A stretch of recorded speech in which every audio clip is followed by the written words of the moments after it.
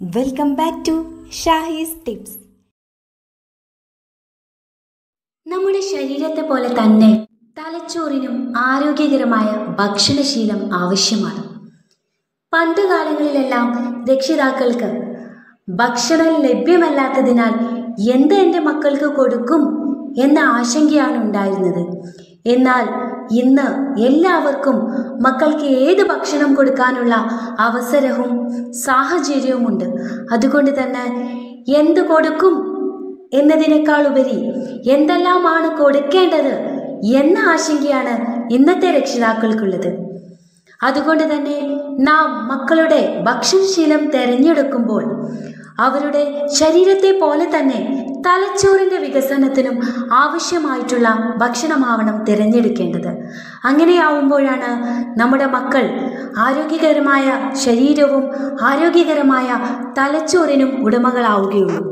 അങ്ങനെയുള്ള മക്കളാണ് മിടുമിടുക്കന്മാരും ചുറുചുറുക്കുള്ളവരുമായി മാറുന്നത്.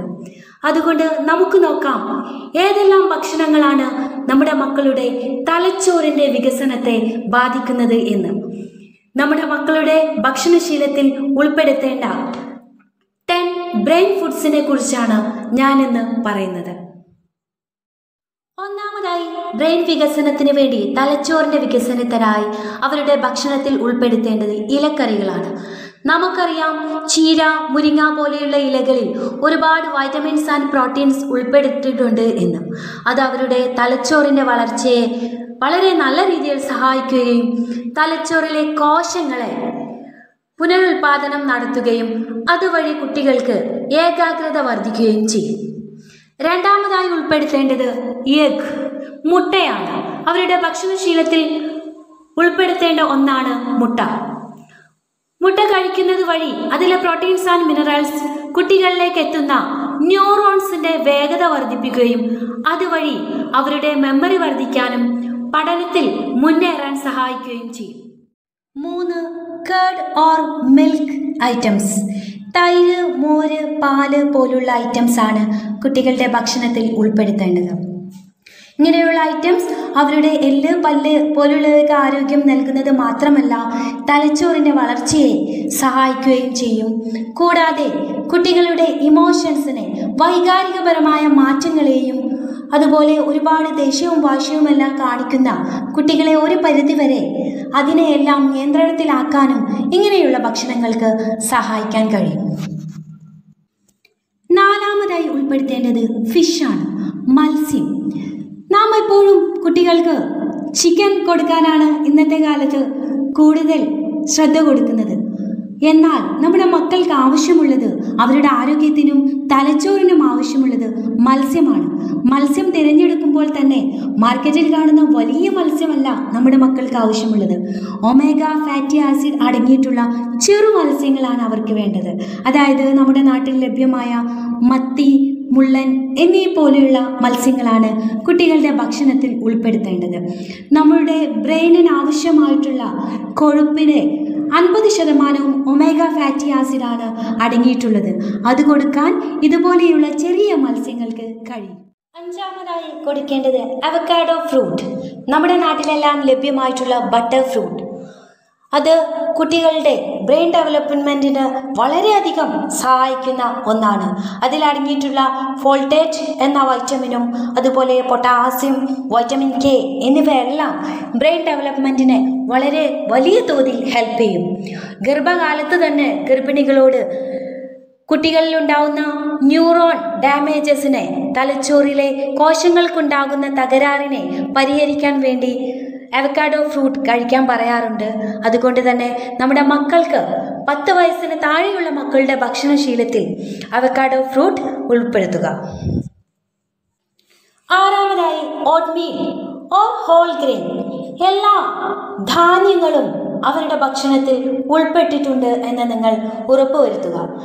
ധാന്യങ്ങൾ കഴിക്കുന്നത് വഴി കുട്ടികളുടെ ഷുഗർ നിലയെ നമുക്ക് ബാലൻസ് ചെയ്ത് കൊണ്ടുപോകാൻ കഴിയുകയും അതുപോലെ അവർക്ക് ഒരു ദിവസത്തേക്ക് വേണ്ട എല്ലാ ഊർജവും ഈ ധാന്യങ്ങളിൽ നിന്ന് കിട്ടുകയും അതുവഴി അവരുടെ ബ്രെയിൻ എപ്പോഴും തളരാതെ നല്ല ഊർജത്തോടു കൂടി നിലനിൽക്കുകയും ചെയ്യും. ഏഴാമതായി ഉൾപ്പെടുത്തേണ്ടത് ആപ്പിൾസ് ആണ്. നമുക്ക് എല്ലാവർക്കും അറിയാം, ആപ്പിൾ ഒരു ദിവസം കീപ്പ് ചെയ്താൽ നമുക്ക് ഡോക്ടറെ മാറ്റി നിർത്താം എന്നത് നമ്മൾ ഒരുപാട് കാലമായി കേൾക്കുന്നതാണ്. അത് വളരെയധികം ശരിയാണ്. നമ്മുടെ മക്കൾക്ക് നമ്മുടെ ഭക്ഷണശീലത്തിൽ ആപ്പിൾ ഉൾപ്പെടുത്തുകയാണെങ്കിൽ അവരുടെ ശാരീരിക ആരോഗ്യം മാത്രമല്ല, ബ്രെയിനിൻ്റെ ആരോഗ്യത്തിനും വളരെയധികം ഉപകാരപ്പെടും. കാരണം ആപ്പിളിലുള്ള വൈറ്റമിൻസ് ആൻഡ് മിനറൽസ് കുട്ടികളുടെ ബ്രെയിനിലേക്കുള്ള മെസ്സേജുകളുടെ സ്പീഡ് വർദ്ധിപ്പിക്കും. അതുവഴി കുട്ടികൾക്ക് പഠനത്തിലും മറ്റു കാര്യങ്ങളിലും വളരെയധികം മുന്നിട്ട് നിൽക്കാനും അവരുടെ ഓർമ്മശക്തി കൂടുതലായി നിൽക്കാനും സഹായകരമാകും. എട്ടാമതായി അംല. നമ്മുടെ നാട്ടിലെല്ലാം ഈസിലി അവൈലബിൾ ആയിട്ടുള്ള നെല്ലിക്ക. നെല്ലിക്ക നമുക്കറിയാം, ആൻറ്റി ഓക്സിഡൻസ് ഒരുപാട് അടങ്ങിയിട്ടുള്ളൊരു ഭക്ഷണ പദാർത്ഥമാണ്.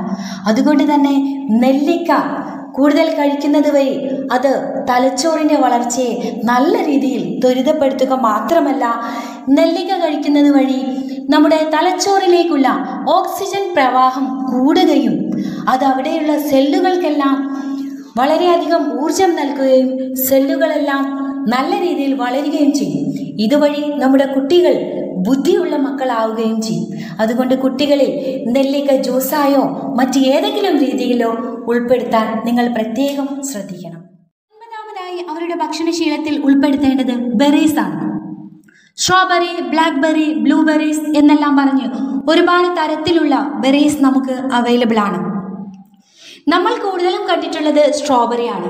സോ അതുകൊണ്ട് തന്നെ നമ്മുടെ മക്കളുടെ ഭക്ഷണത്തിൽ മിഠായികളും ചോക്ലേറ്റുകളൊക്കെ വാങ്ങിക്കൊടുക്കുന്നതിന് പകരം സ്ട്രോബെറി പോലുള്ളവ വാങ്ങിക്കൊടുത്ത് അത് അവർക്ക് ഇഷ്ടമുള്ള രീതിയിൽ ജ്യൂസായോ പുഡിങ്ങായോ ലോലിപോപ്പുകളായോ ഉണ്ടാക്കി അവരുടെ ഭക്ഷണത്തിൽ ഉൾപ്പെടുത്താൻ ശ്രദ്ധിക്കുക. ബെറീസും നല്ലൊരു ബ്രെയിൻ വികസനത്തിന് ഹെൽപ്പ് ചെയ്യുന്ന ഫുഡാണ്. പത്താമതായി ഉൾപ്പെടുത്തേണ്ടത് നട്ട്സ് ആണ്.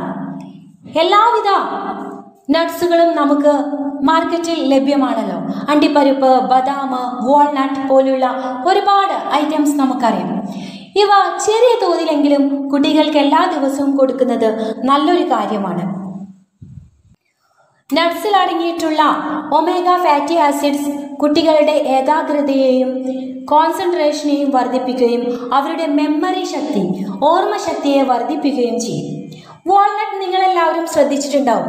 യഥാർത്ഥത്തിൽ വാൾനട്ടിൻ്റെ ചിത്രം തന്നെ, വാൾനട്ടിൻ്റെ ഘടന തന്നെ നമ്മുടെ ബ്രെയിനിൻ്റെ ഘടനയുമായി ബന്ധപ്പെട്ടാണ് ഇരിക്കുന്നത്.